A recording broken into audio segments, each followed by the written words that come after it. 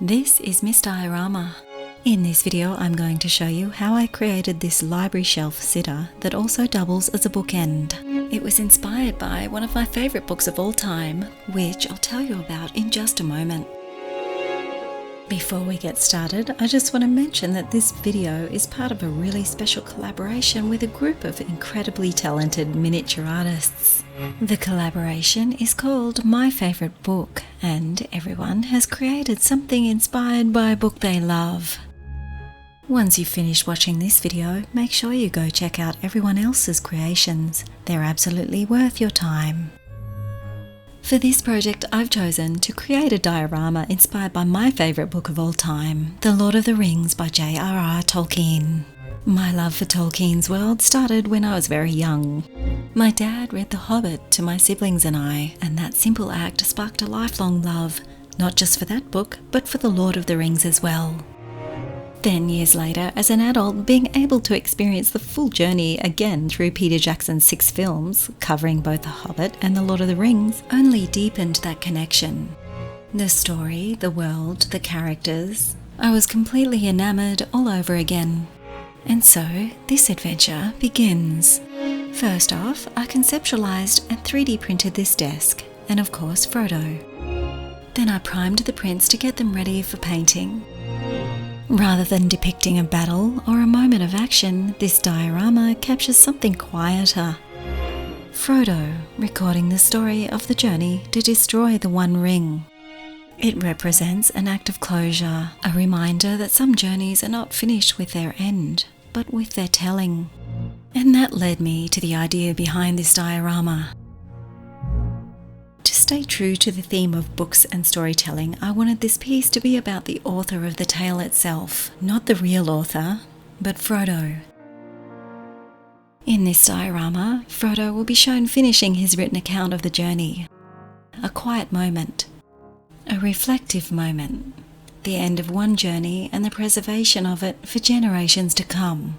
The story of his adventures, his sacrifices, and his part in the destruction of the One Ring. This diorama is a tribute not only to The Lord of the Rings, but to the power of stories themselves.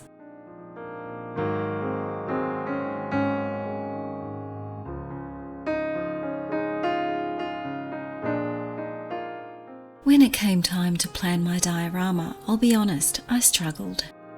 There are so many iconic moments in the books that would make an incredible scene. How do you choose just one? And then it hit me. Why not create something a little different? So instead of creating a single dramatic moment, I decided to make a shelf sitter that also functions as a bookend. Something that quite literally belongs beside the book that inspired it. To understand why this moment that I'm recreating matters, let's take a little step back and explore the context behind the diorama. So by the time Frodo sat down to finish the book, his journey was already behind him. The story he was continuing began long before the Fellowship ever set foot outside the Shire. It began with Bilbo's words, "There and back again, a hobbit's tale." Bilbo had written of adventure, wonder and discovery. Bilbo's tale was filled with riddles, songs and a world that felt dangerous but still playful, a story told by someone who had gone there and come home. When Bilbo left the Shire, he passed more than just his home and his belongings to Frodo. He passed on the responsibility of memory. But Frodo's journey was different. At first, Frodo only intended to preserve Bilbo's story, to keep it safe, complete and unchanged. But as Frodo's own path unfolded, it became clear that the story was no longer finished. Frodo's journey showed that the story Bilbo began was only the beginning, and that there was far more to the story than Bilbo could ever have written. Frodo doesn't just add chapters to Bilbo's tale, he reveals layers of meaning that were always there but not yet told. Frodo's path, in contrast to Bilbo's, is defined by sacrifice and lasting change. The destruction of the ring ends the great conflict, but it leaves Frodo spiritually wounded and unable to fully return to the life Bilbo once reclaimed. Even so, Bilbo's return to the Shire carried the quiet marks of a journey that had changed him. He returned with the One Ring, and although he didn't fully understand its nature, it left a quiet but lasting mark on him. There was always an underlying pull, a possessiveness, a reluctance to be social, and a subtle distortion of time that allowed him to remain strangely unchanged on the surface. Bilbo's transformation was gentle, prolonged, and largely hidden. He remained cheerful, witty, and curious, yet beneath that warmth was the ring's influence, slowly tightening its hold. His difficulty in parting with it, and the sharpness that briefly surfaces when Gandalf presses him, reveal that he too paid a price for possessing the ring. Frodo, however, bore the ring with knowledge.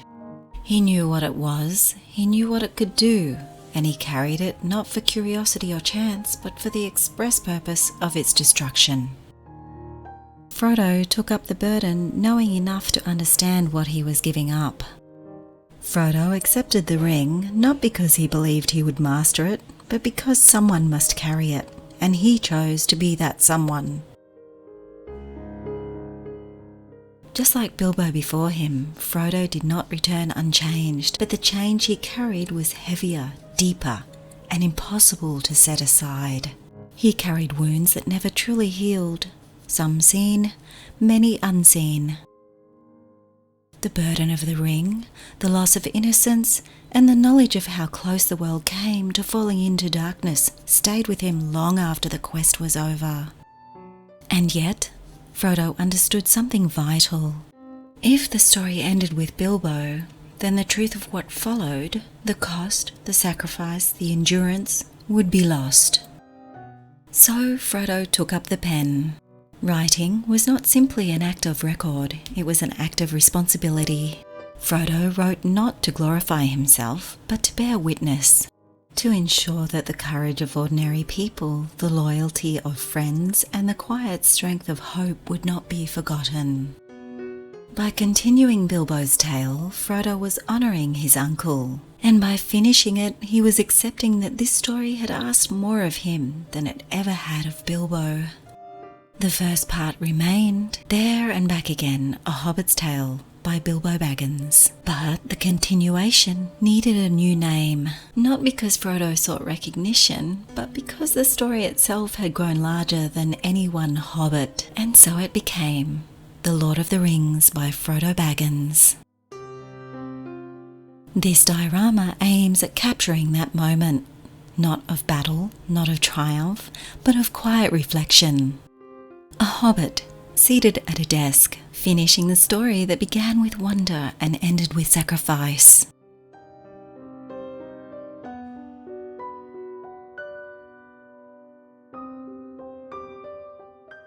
With the desk now completed, it was time to make a chair for Frodo to sit on. I designed this chair from scratch to perfectly fit the Frodo that I'd 3D printed. I used reference images to help me design the chair, and using my laser cutter, I cut the pieces out of 3mm thick MDF and some cardstock. Then I proceeded to assemble the chair using some PVA wood glue to stick the pieces together. Now let me tell you why this chair is so significant. When Frodo returned to the Shire, the story didn't end there. Although the great events of The Lord of the Rings were over, Frodo spent years quietly living in Bag End, where he was slowly and deliberately working on the written account of the journey. This wasn't something he rushed, and it wasn't something he found easy. The act of writing took time because the wounds Frodo carried were not only physical. Some memories required distance before they could be set down in words at all. And some memories needed stillness before they could be written. This chair represents that pause. Only once the road had ended could Frodo finally sit and remember.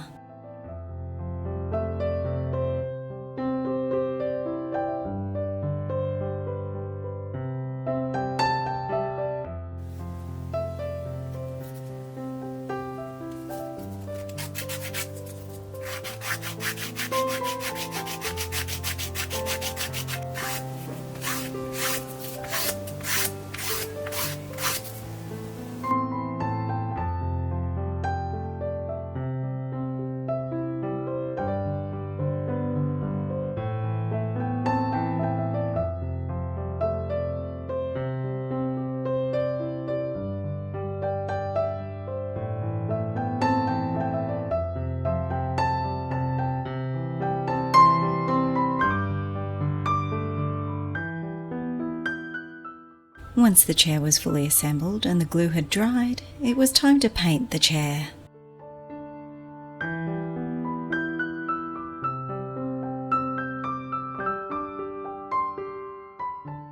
I first gave it a coat of raw umber.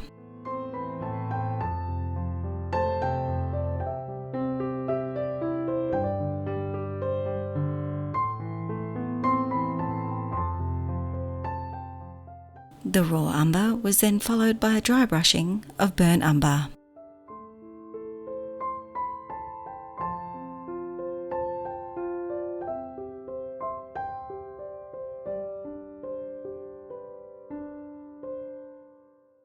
The burnt umber was followed with a dry brushing of yellow. And finally, I dry brushed over that with a sand colour. Then I toned it down a little more with a further dry brushing of burnt umber.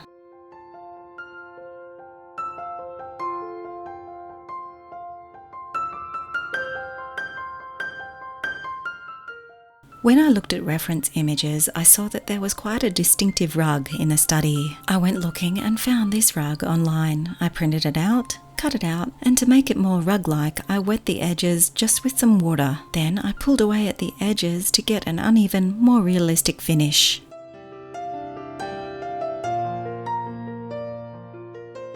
By the way, if you're wondering what scale this diorama is in, it's probably close to 1:6 scale, which is also known as play scale or fashion doll scale.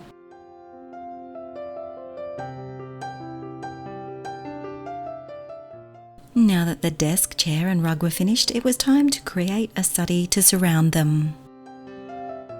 As with the chair, I designed this study from scratch, capturing subtle details from reference images.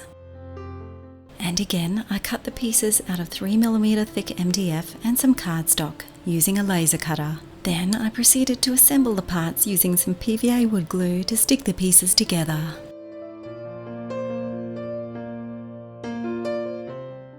This setting is significant because much of Frodo's work to tell his story took place in Bilbo's study, a room already steeped in history. This was the same space where Bilbo had written There and Back Again, surrounded by books, maps, and the quiet comforts of the Shire. By continuing the record here, Frodo was placing his story directly alongside Bilbo's, not as a replacement, but as a continuation.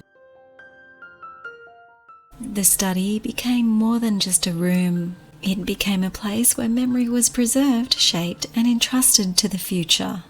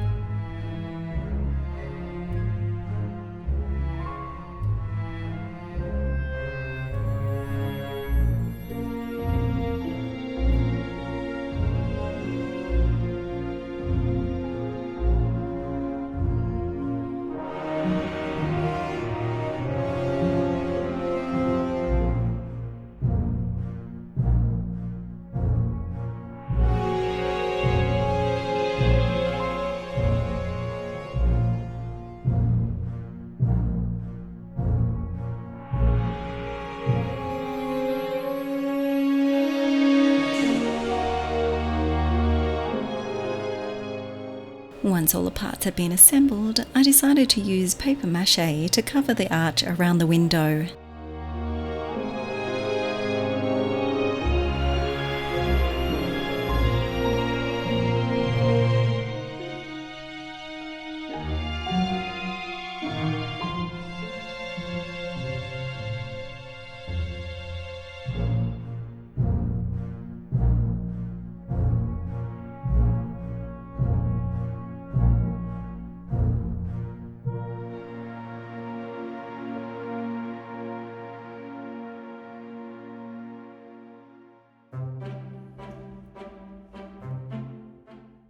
Then I thought I'd use plasterer's joint compound to cover the outside wall.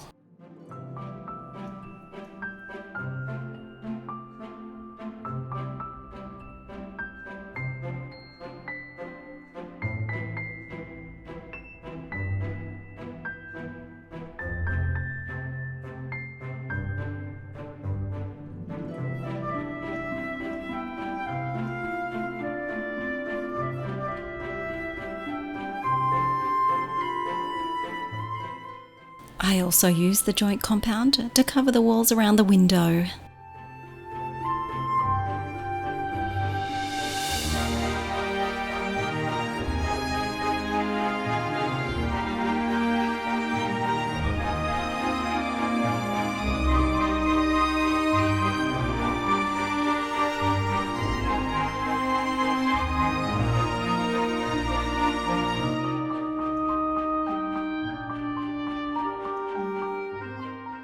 Some pieces of cardstock were also added to cover some of the walls.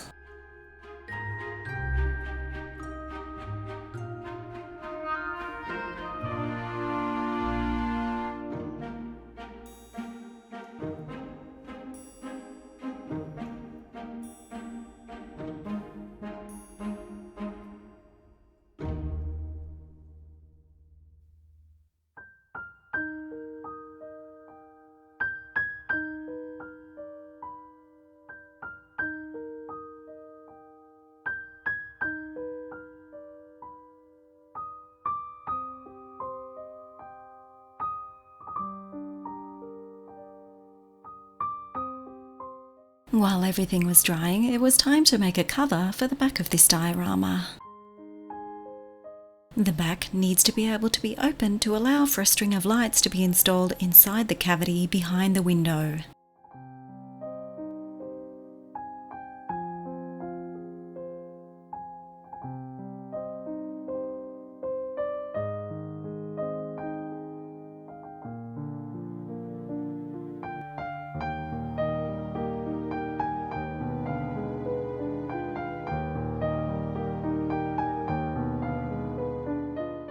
I designed these small hooks to go on the inside of the cover.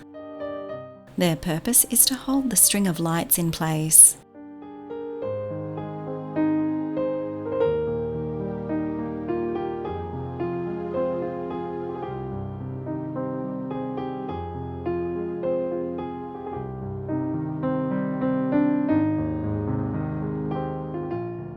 While the glue was drying on the back cover, it was then onto the window. I cut a second identical window frame that will have some of this clear plastic glued behind it. Before the plastic is attached though, the window frames need to be painted.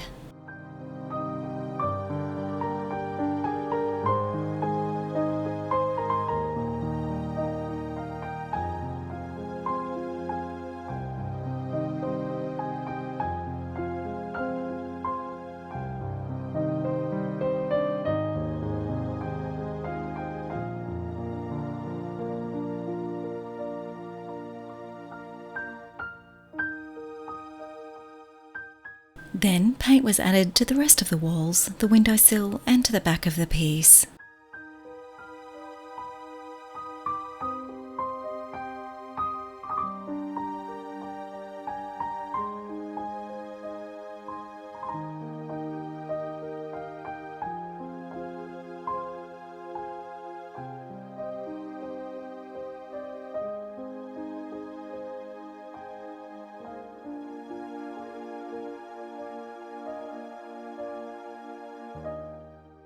To make the floor of the study, I added this piece of cardstock engraved to look like floorboards and painted that as well.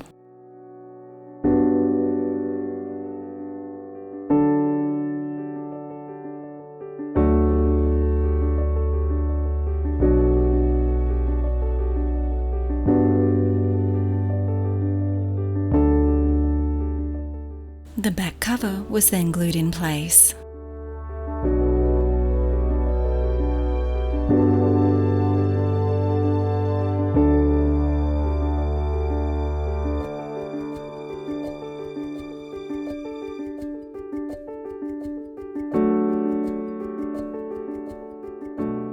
A locking latch was also glued in place.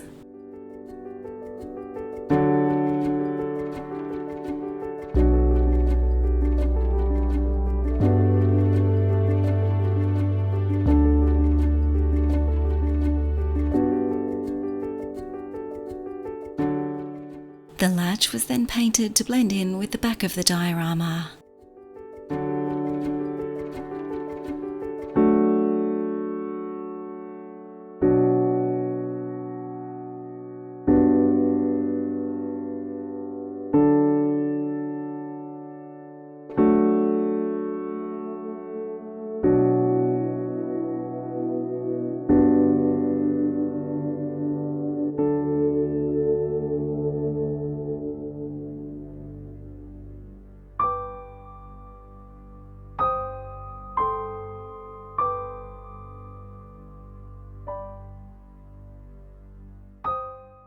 I decided to install this USB-powered string of lights into this diorama. And to do that, I threaded the light string through the hole in the back cover, then twisted the string of lights onto the 5 hooks. You could also use a battery-powered set of lights here. It really comes down to what works best for your situation.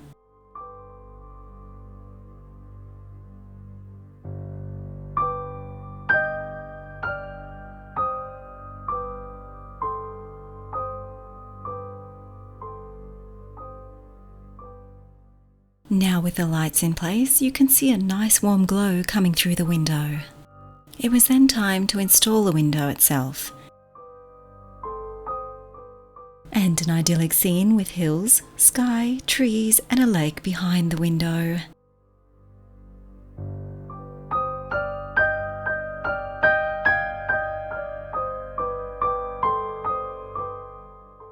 There was now only one thing to do, and that was to paint my 3D print of Frodo. After priming him with grey, white and flesh primers, using the Army Painter paints, I added Satchel Brown speed paint to his pants. If you were wondering where I got my 3D prints of Frodo and the desk from, let's just say that I used AI to help me create them. I used AI to generate some images of Frodo and the desk, then used the images in an AI-powered image to 3D model generator to generate the 3D print files. Then I exported these and 3D printed them on my Bamboo Lab FDM 3D printer. Now, I must say that they are not the best, but they're probably better than what I could have done by hand in the time that was available to get this diorama made. If you're interested in finding out more about the process that I used to create these 3D prints, let me know in the comments, and if enough of my viewers are interested, I will make a video about the process.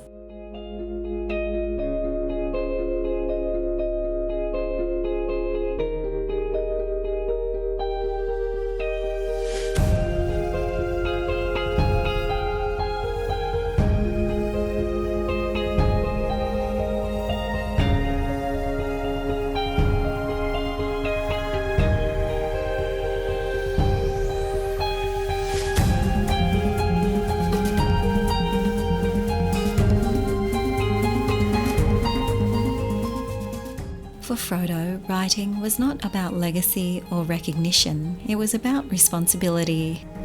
Frodo understood that the story of the ring was not his alone. It belonged to everyone who had a part in its destruction, and to those who would one day live in the peace that followed. By committing the journey to the page, Frodo ensured the cost of victory would not be softened or forgotten. That courage, loss, and endurance would remain part of the telling. But even after the final words were written, Frodo knew that his place was no longer entirely in the Shire. The same injuries that made it difficult to write, the wound from Weathertop, the weight of the ring, and the long years of bearing it, could not be healed by rest or time alone. And so, after ensuring the story was complete and safe, Frodo made the decision to leave Middle-earth, sailing from the Grey Havens in search of healing beyond what the world he saved could offer. This diorama catches Frodo not as a hero in motion, but as a keeper of memory, seated in the study at Bag End, finishing the story that began there long before he ever left the Shire. A reminder that some journeys are not finished with their end, but with their telling.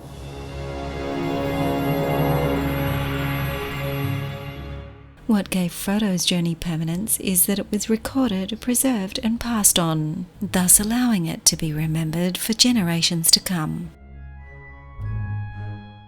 With all the elements now complete, it was time to bring the diorama together and place everything into the scene.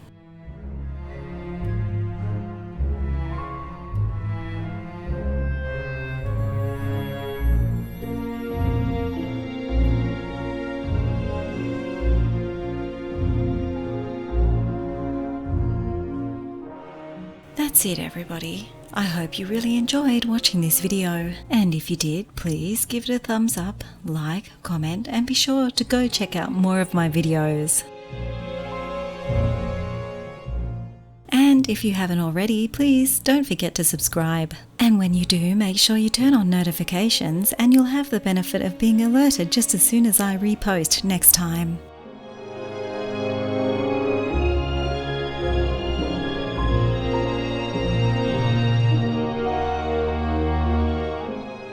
You can also now become a member of my channel to unlock a few extra benefits. If you are interested in becoming a member, after this go check out my members section to see what's available. Meanwhile, thanks for watching, and don't forget to go and check out all the other videos in this collaboration.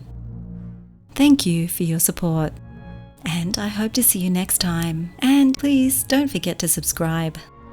In the meantime, I'll leave you to enjoy the rest of this slideshow that I put together with the help of my talented daughter's amazing photography skills.